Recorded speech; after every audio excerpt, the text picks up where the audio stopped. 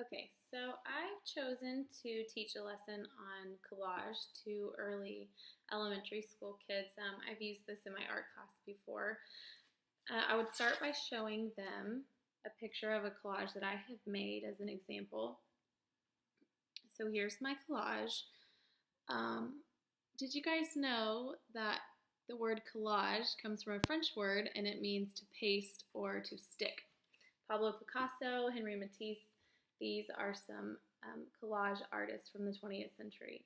A collage is the product of selecting, organizing, and arranging materials of contrasting color and textures and attaching them to a flat surface.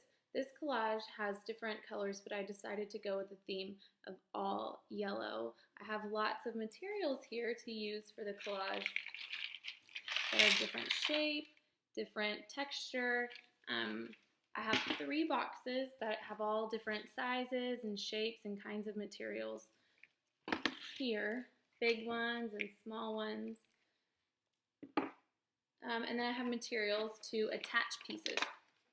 So first of all, let's talk about texture, because in a collage, texture is really important. So I made this texture page for you guys to look at. There's different ways that you can cut and twirl and turn and bend your paper to create texture.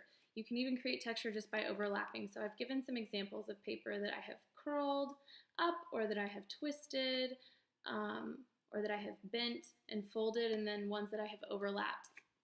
And then I would pass this around and everyone in the class could feel what all the textures feel like.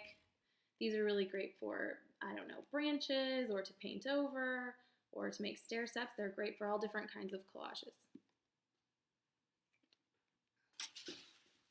So we'll start with a blank piece of paper, a big one or a small one or whatever I give out that day. And we'll talk about ways to make things stick. So in my collage, I've used a couple of different methods. I've glued with stick glue, I've glued with paste, and I have stapled a few things on the side. Heavier things can be stapled, or you might need some heavier glue. Stick glue only works for flat surfaces. But so I made this poster, Make It Stick, to show kids how they can attach their pieces. So they can attach it with stick glue, with paste, with a paintbrush, which I have in here. I don't have paste in a bottle, but we could squeeze this sort of glue on the paper or in a bowl and they could paint it on. There's tape, you can staple things, and you could even sew things. I included a hole puncher so you can punch some holes on the side and then thread ribbon through. Weaving ribbon and tying it to the back are all ways to attach. So I would probably have these at the start of my lesson. So now I'm going to demonstrate how I got to this, and maybe a way that you could make your own. I would start by choosing all my materials first. Before I choose my materials, I want to feel them. I want to know what they feel like already on their own. Are they thin? This one's thin and it feels rough. This one's heavier and it's smooth. I have things like little eyeballs, and I have little sequins and stars that can be used.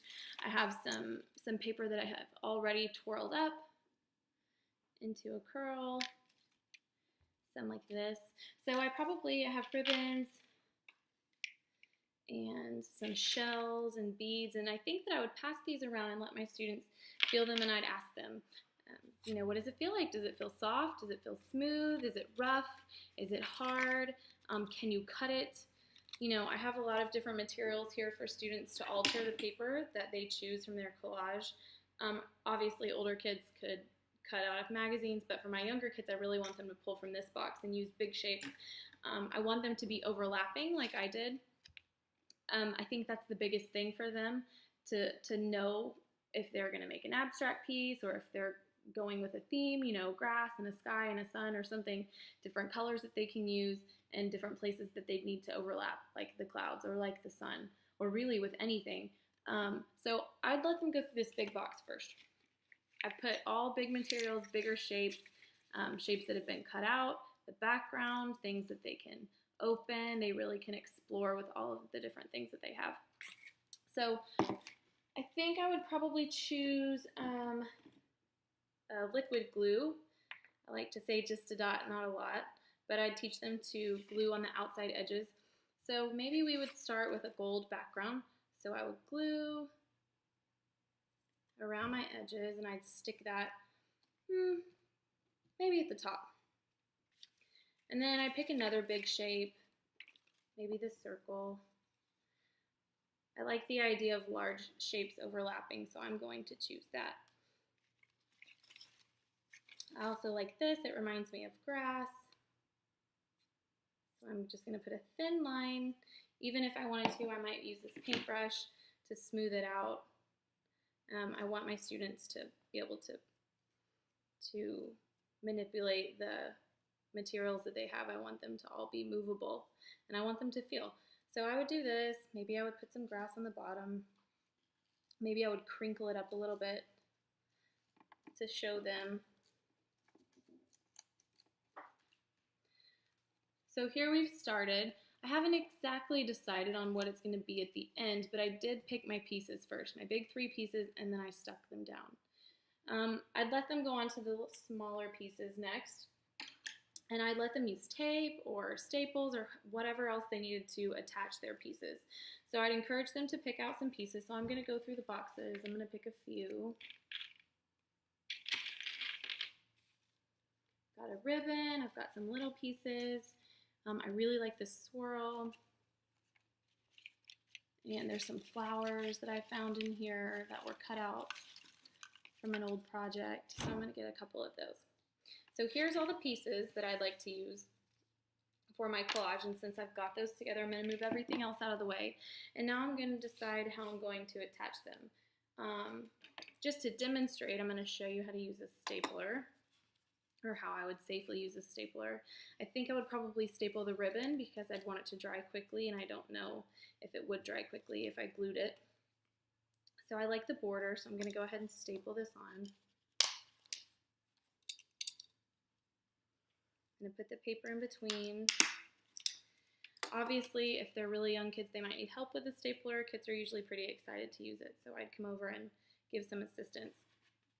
I really like this big swirl. It reminds me of a sun or a snake. I think I'm actually going to rip it, make it a little smaller, and I might just twist it up a little bit more. I'm going to try to use some tape for this one. I'm going to tape it down. Now I don't want my staples and my tape to be seen, although that's okay if the kids do. So I think I would try to cover those up. So I might put a flower over here. And I might glue that down. And I might glue another flower down.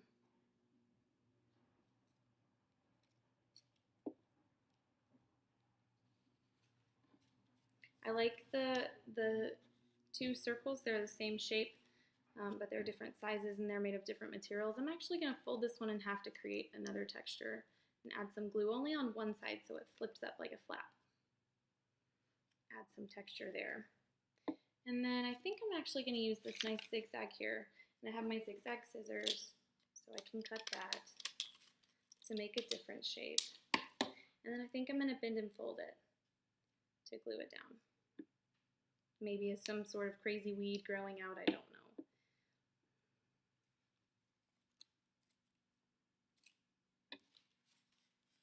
So there we have it. We have a collage.